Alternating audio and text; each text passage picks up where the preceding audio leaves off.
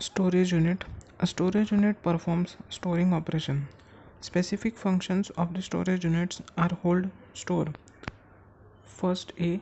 The data and instructions required for processing, that is received from input units. B. Intermediate results of processing. C. Final results of processing before the system releases them to an output unit. Storage unit of all computers is comprised of following two types of storage. A. Primary storage. A primary storage of a computer system is also known as main memory.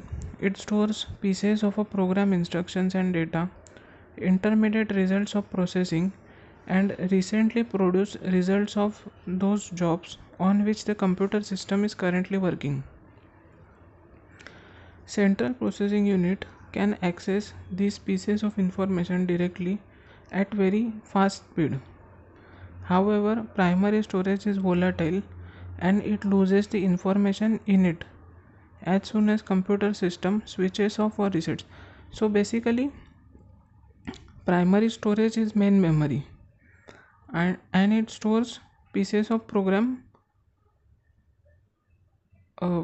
pieces of program instructions and data in it. Now it is volatile and it loses information as soon as computer system switches off or resets. Moreover, primary storage normally has limited storage capacity because it is very expensive. So primary storage is expensive, so it has a limited storage capacity. B. Secondary storage. Secondary storage of a computer system, also known as auxiliary storage. So primary storage is volatile and secondary storage is non-volatile, and secondary storage is also called as auxiliary storage. It takes care of limitations of primary storage. It supplements the limited storage capacity and volatile characteristics of primary storage. This is because secondary storage is much cheaper than primary storage and it can retain information even when the computer system switches off or resets.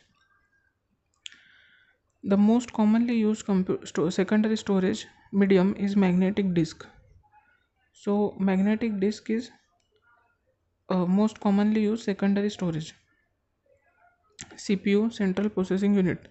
CPU performs processing and controlling operations. It is brain of a computer system.